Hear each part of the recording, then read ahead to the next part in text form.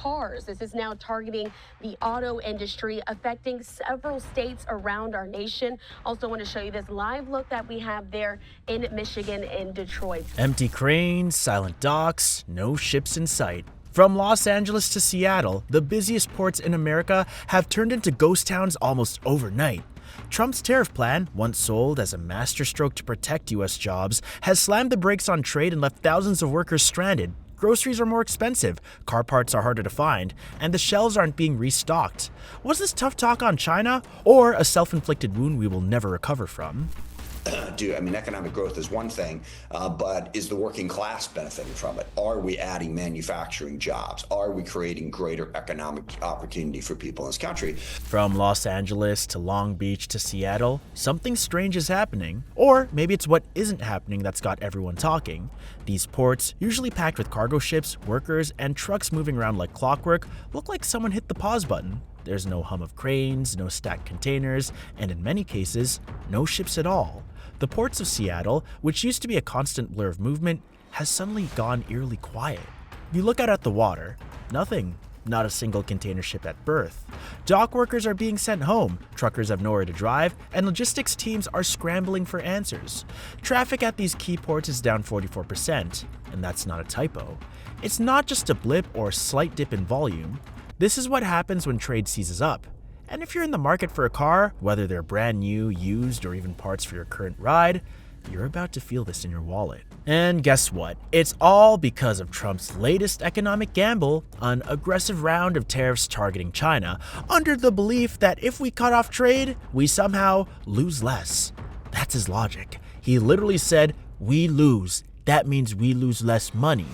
But here's what's really happening. A huge number of cars, parts, and components come into this country through these West Coast ports. China is a major supplier not just of electronics and home goods, but of auto parts, tires, batteries, chips, and even entire vehicles or sub-assemblies that get finished here in the US. When that supply chain breaks, like it's doing right now, car lots dry up, prices spike, repair shops run out of inventory, and customers start paying more for less.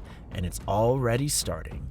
Car dealers are reporting delays, auto repair shops can't get parts, and even the cost of a basic oil filter or brake rotor has gone up in some areas. The ports might be empty, but that emptiness ripples across the entire economy, especially if you're running on imported goods to keep your vehicle running or to buy your next one. Ford, of course, General Motors, as you alluded to, and Stellantis, which is the parent company of the Chrysler brands, all watching this move very carefully as they work to adjust a very delicate industry still dealing with the EV space, electric vehicles, and so. The president's message sounds simple. If we stop trading, we stop losing. In his words, we lose. That means we lose less money. That's the kind of logic being used to justify the current mess we're in. But it doesn't work that way. Cutting off trade doesn't protect us, it hurts us. It's already happening at every level of the economy, especially if you're connected to the auto industry, whether you're buying a car, fixing one, selling parts, or driving trucks for a living. When the ports go quiet because ships aren't coming in from China, the ripple effect is brutal. Fewer containers means fewer deliveries. That means fewer people are needed to unload, transport, or sell these goods. And when products don't show up, from car electronics to tires to essential parts, prices spike. Because demand doesn't go away just because the supply chain breaks. That demand just gets even more expensive. It's basic economics, and experts have been warning about it since the start of this whole tariff war. The president may say it's part of some master plan, but for people on the ground like us, it feels more like economic sabotage disguised as patriotism. We had a couple of ships come in yesterday, unload, and then depart. And so once again, as of today, we have 0 ships at berths right now at the Port of Seattle. Look, if you walked into an auto shop lately, you might have already felt it. A simple replacement part that used to cost just $30 is suddenly $60, if it's even in stock. Dealers can't get new inventory fast enough because many vehicle components or entire cars are either made in China or rely on Chinese-made parts. The cost of used cars is also creeping back up because fewer new cars are available. Repair wait times are getting longer. Some mechanics are delaying jobs or turning away customers. And for those working on the front lines of this, mechanics, dealership employees, auto parts suppliers, it's more than just an inconvenience. It's lost income. People are getting fewer hours, businesses are losing customers, and small repair shops are starting to suffer. These are the very people Trump promised to stand up for. Hard-working, blue-collar Americans who depend on steady trade to keep their businesses going and their families fed. But they're not getting saved. They're getting squeezed. The shelves are emptier, the bills are higher, and the so-called fix feels worse than the problem it claimed to solve. When a policy causes working people to lose their jobs while making everyday things like keeping your car running harder and more expensive, you've got to ask, who's really winning here? Because it sure doesn't feel like the American people.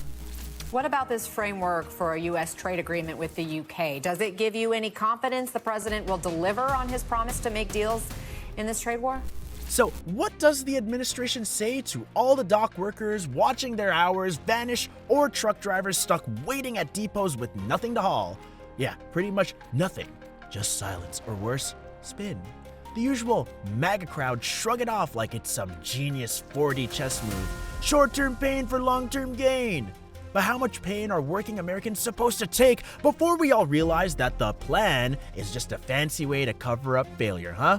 Especially in the auto world, where everything from car parts to entire vehicles imports depends on a global chain that's now coming apart at the seams. This isn't just a trade dispute between two governments. It's a slow-moving economic disaster that's starting to crush people who had nothing to do with this decision in the first place. Less traffic at the ports means fewer containers get unloaded, which means fewer supplies make it to distribution centers, which means manufacturers and dealerships start running low on inventory. That shortage trickles down into repair shops, showrooms, and even online car parts sellers. The guy trying to replace his timing belt can't find one without paying double, and the auto tech who'd normally install it, yeah, he's losing business because customers are canceling or postponing repairs. That's not theory. That is happening right now, and it's only the beginning because we're heading toward the busiest season of the year without the goods to support it. Every time a container doesn't dock, it's another missed delivery for a warehouse, another idle shift for a trucker, another delay for a part or a product that someone somewhere is counting on. And in the car industry, where speed and timing matter for manufacturing, for sales, for repairs, that kind of disruption builds pressure fast. The ports of LA, Long Beach, and Seattle, once buzzing with activity, are slowly starting to crawl. The backlog gets worse. Businesses can't plan, customers get frustrated, and prices go up. For the workers, that short-term pain MAGA keeps talking about isn't just some abstract idea, it's their real lives. Missed paychecks, empty hours, tough choices, and all this comes with zero answers for the people in charge, just the same recycled BS that it'll all work out eventually. So, here we are, heading into the holiday season, when people need cars, car parts, transportation, and good jobs the most, and the system is breaking right in front of us.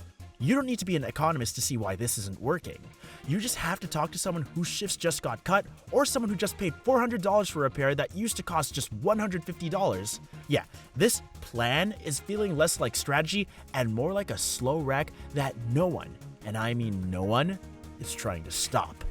So, what are your thoughts on this? Let us know in the comments below.